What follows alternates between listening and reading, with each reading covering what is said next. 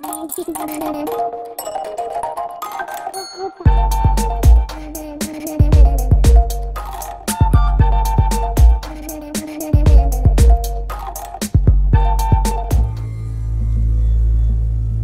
নামদার, হুমায়ুন আহমেদ, পর্ব 18।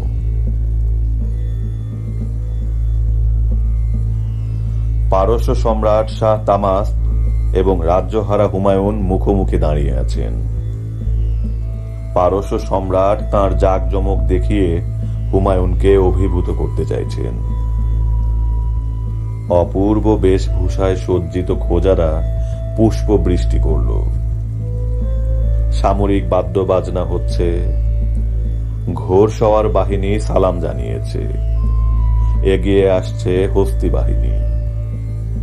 চারদিকের হইচইয়ের মধ্যে হুমায়ুনকে দিনহীন দেখাচ্ছে। শাহ তামাস্প বললেন, তৈমুরের বংশধর সম্রাট বাবরের পুত্র হিন্দুস্তানের অধিপতির এই দশা কেন?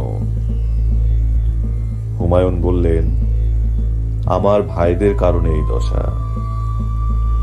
সিংহাসনে বসেই ভাইদের হত্যা করলেন না কেন? সবাইকে দিয়ে সবকিছু হয় না। শাহ তামাস্প বললেন, সবাইকে দিয়ে সবকিছু হয় না বলেই কেউ সম্রাট, কেউ পথের ভিক্ষুক। আপনি আমার কাছে কি চান? হুমায়ুন বললেন, আমি আপনার করুণা চাই না, আমি শুধু পারস্যের ভেতর দিয়ে মক্কা চলে যাওয়ার অনুমতি চাচ্ছি। আমি যতদূর জানি আপনি সুন্নি মতাবলম্বী। ঠিকই জানেন, আমার স্ত্রী হামিদা বানু শিয়া। আপনার স্ত্রী চাইলেই মক্কা যেতে পারবেন। আপনাকে মক্কা যেতে হলে শিয়া মতাবলম্বী হতে হবে। আপনি হয়তো জানেন না, আমি পারস্য সুন্নি মুক্ত করার পরিকল্পনা করেছি। যেসব সুন্নি শিয়া মতবাদ গ্রহণ করছে না, তাদের মৃত্যুদণ্ড দেওয়া হচ্ছে। হুমায়ুন বললেন, আমাদের নবীজি সাল্লাল্লাহু আলাইহি ওয়াসাল্লাম বিদায় হজের ভাষণে ধর্ম বিষয়ে সহনশীল হতে বলেছেন। তামাস্প বললেন, এই ধরনের কোনো কথা হযরত আলী বলেননি। আমরা শিয়ারা হযরত আলীর মতামতকে অধিক গুরুত্ব দিয়ে থাকি। যাই হোক, এখন আমি ধর্ম বিষয়ে আলোচনায় উৎসাহী না। পথশ্রমে আপনি ক্লান্তি দূর করুন। সন্ধ্যাবেলা আপনার সম্মানে রাজকীয় ভোজ সভার আয়োজন করা হয়েছে। আপনার শিয়া মতবাদ গ্রহণ বিষয়ে আলোচনা তখন হবে। আপনার পরিধেয় বস্ত্রের যে অবস্থা, তা পরে রাজকীয় ভোজ সভায় যেতে পারবেন না। আপনার জন্য পোশাক সরবরাহ করা হবে। হুমায়ুন বিষণ্ণ মনে তাঁর জন্য খাটানো তাঁবুতে ঢুকলেন। হামিদা বানুর জন্য আলাদা তাঁবু খাটানো হয়েছে। তামাস্পের হেরেনের নারীরা তার দেখভাল করছে। শাহ তামাস্প নিজের তাঁবুতে বিশ্রাম নিচ্ছেন। তার সামনে দমিহ নামের পারস্যের বিখ্যাত সুরা। মাঝে মাঝে তিনি সুরার পাত্রে চুমুক দিচ্ছেন। বৈরাম খাঁকে ডেকে আনা হয়েছে। বৈরাম খাঁ তার সামনে দাঁড়িয়ে। তাকে বসার অনুমতি দেয়া হয়নি। আপনি হুমায়ুনের প্রধান সেনাপতি? জি আলাম্পানা। আপনাকে দেখে প্রধান সেনাপতি মনে হচ্ছে না, মনে হচ্ছে আপনি মেষপালক। আপনার কথায় সম্মানিত বোধ করছি। আমাদের নবীদের সবাই কোনো না কোনো পর্যায়ে মেষপালক ছিলেন। আপনি শিয়া মতাবলম্বী? জি জাহাঁপনা। আপনার মাথায় শিয়াদের লম্বা টুপি নেই কেন? মাথার চুলও তো শিয়াদের মতো কাটা না। রাজকীয় ভোজ সভায় আপনি উপস্থিত থাকবেন, তখন যেন মাথায় শিয়াদের টুপি থাকে। বৈরাম খাঁ বললেন, এই কাজটা আমি মহান সম্রাট হুমায়ুনের অনুমতি ছাড়া করতে পারবো না। তামাস্প কঠিন গলায় বললেন, আপনার মহান সম্রাট হুমায়ুন নিজেই শিয়া টুপি পরে ভোজ সভায় আসবেন। তাকে পরিধেয় বস্ত্রের সঙ্গে এই টুপিও পাঠানো হয়েছে। বৈরাম খাঁ বললেন, আমার সম্রাট ভোজ সভাতে যদি মাথা ন্যাড়া করে আসেন, আমি মাথা ন্যাড়া করেই যাব। আপনার মতো এত অনুগত সেনাপ্রধানের কারণেই হয়তো হুমায়ুন সব কয়টি যুদ্ধে হেরেছেন। শুনেছি প্রাণে বাঁচার জন্য হুমায়ুনকে কয়েকবার পানিতেও ঝাঁপিয়ে পড়তে হয়েছে। তখন আপনি নিশ্চয়ই তার সঙ্গে সাঁতার কেটেছেন। বৈরাম খাঁ বললেন, এই সৌভাগ্য আমার হয়নি। তামাস হাত ইশারায় বৈরাম খাঁকে চলে যেতে বলে পান পাত্রে মনোযোগ দিলেন। তাকে অত্যন্ত বিরক্ত দেখাচ্ছে। ভোজ সভায় পারস্য সাম্রাজ্যের শান শওকত দেখানোর সব চেষ্টাই শাহ তামাস করলেন। বিশাল তাঁবুতে ভোজ সভা বসেছে। চারদিক আলো ঝলমল করছে। নর্তকী এবং বাদ্যযন্ত্রীরা প্রস্তুত। সম্রাটের ইশারা পেলে গান বাজনা শুরু হবে। রান্না হচ্ছে দুটি আলাদা রন্ধনশালায়। একটিতে পারস্যের রান্না, অন্য রন্ধনশালায় হিন্দুস্তানি বাবুর্চি তৈরি করছে খোসকা পোলাও। শাহ তামাস্প এবং হুমায়ুন মুখোমুখি বসেছেন। তামাস্পের সঙ্গে তাঁর আমির এবং সেনাপতিরা, হুমায়ুনের সঙ্গে তাঁর 4 জন আমির এবং বৈরাম খাঁ। হুমায়ুন শাহের পাঠানো শিয়া টুপি পরেননি। শাহ তাতে খুব অসন্তুষ্ট এমন মনে হচ্ছে না, বরং তাকে হাসি খুশি দেখাচ্ছে। শাহের নির্দেশে হুমায়ুনের সামনে একটি সোনার থালা রাখা হলো। থালায় মহামূল্যবান মণিরত্ন। শাহ বললেন, পারস্যের পক্ষ থেকে সামান্য উপহার। ভোজ সভায় উপহার বিনিময়ের রেওয়াজ আছে, তবে আপনার অবস্থা আমরা অনুমান করতে পারছি। আপনার কাছ থেকে উপহার হিসেবে শুভেচ্ছা পেলেই আমরা সন্তুষ্ট।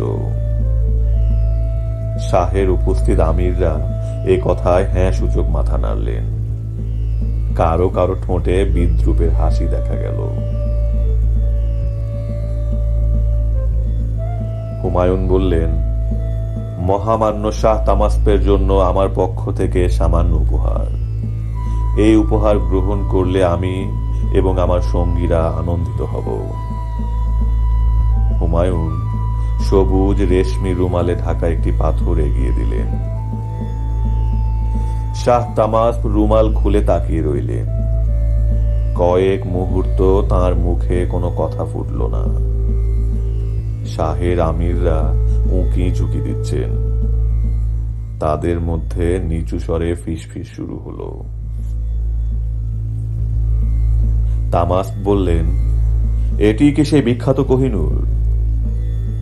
বৈরাম খাঁ বললেন, আলমপনা, এটি সেই কোহিনূর যা তরবারি দিয়ে পেতে হয় অথবা ভালোবাসার উপহার হিসাবে পেতে হয়।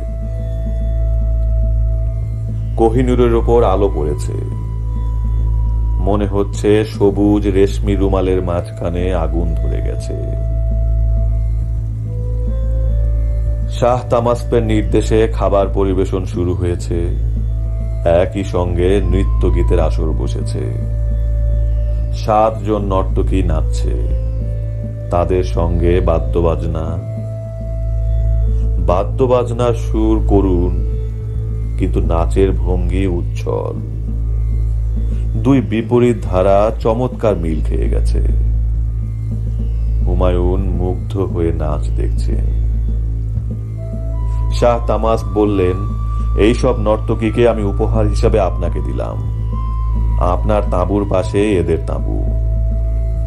আপনি ইচ্ছে করলেই নর্তকীদের ব্যবহার করতে পারেন, তবে মক্কায় গেলে এদের নিয়ে যেতে পারবেন না।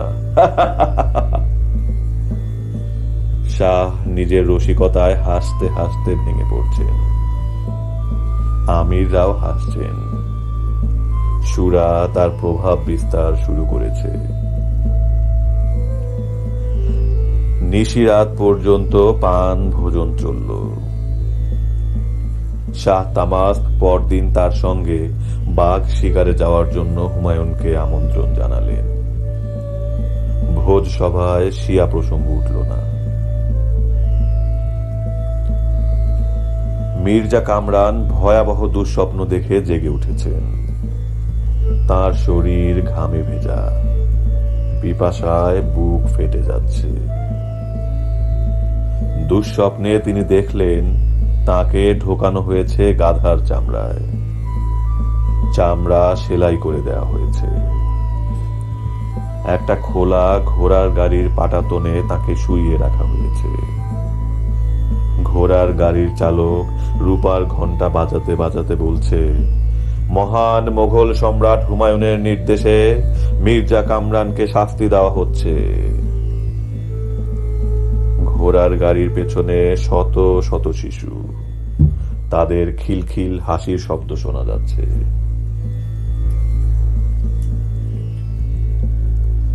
মির্জা কামরান সুরায় ভর্তি পানি খেলেন, তাতেও তার তৃষ্ণা মিটল না।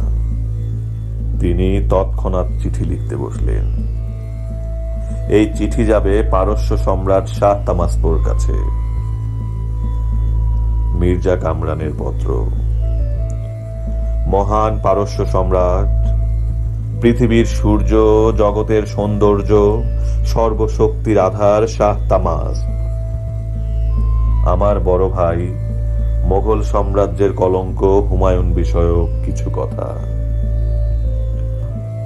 জাহাপনা, আমার এই ভীরু কাপুরুষ বিচার বুদ্ধিহীন ভ্রাতার কারণে আমরা দিল্লির সিংহাসন হারিয়েছি। হাজার হাজার সাহসী মোগল সেনার প্রাণ নাশ হয়েছে। তার কাপুরুষতার সবচেয়ে বড় প্রমাণ, তিনি তার শিশু সন্তানকে ফেলে পালিয়ে গেছেন পারস্যে। সেই শিশু সন্তানকে এখন আমরা আদর এবং মমতায় প্রতিপালন করছি। রাজ্য শাসনে আমার এই ভ্রাতা সম্পূর্ণ অনুপযুক্ত।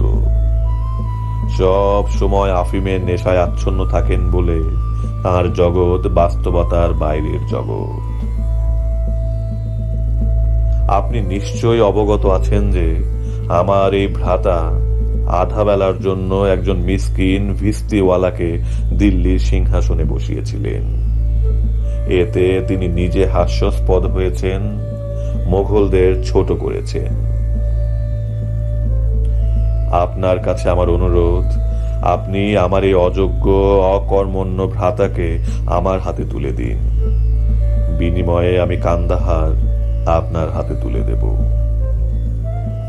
বর্তমানে দিল্লির শাসনভার শের শাহ পুত্র ইসলাম শাহর হাতে।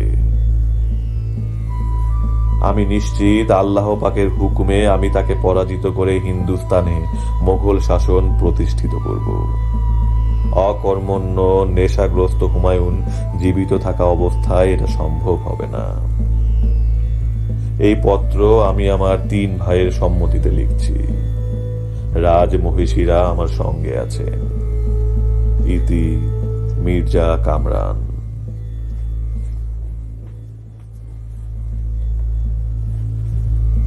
ফজরের নামাজের পরপরই মির্জা কামরানের দেহরক্ষী দলের প্রধান সুলতান মুহাম্মদকে পারস্যে পাঠিয়ে দেওয়া হলো। গোপন এই চিঠির খবর মির্জা আসকারিও জানল না। দুপুরে মির্জা কামরান একটি দুঃসংবাদ পেলেন। কান্দাহার থেকে মির্জা হিন্দাল পালিয়েছেন।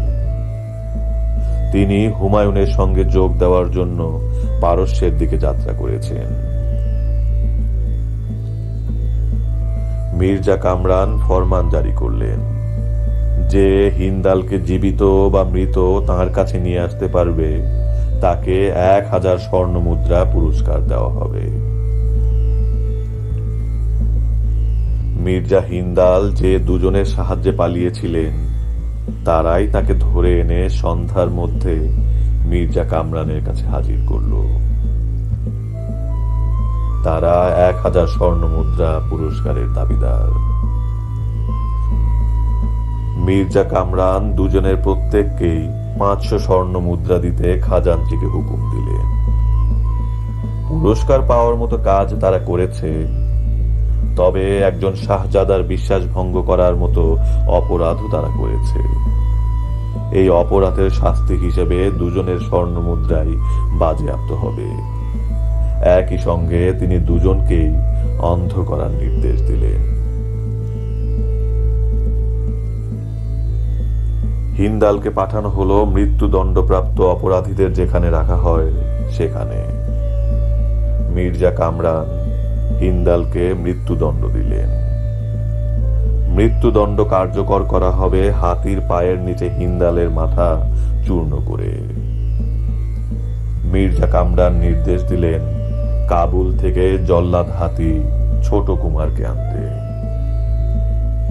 মির্জা কামরান তওবা করে হিন্দালকে মৃত্যুর জন্য প্রস্তুত হতে বললেন।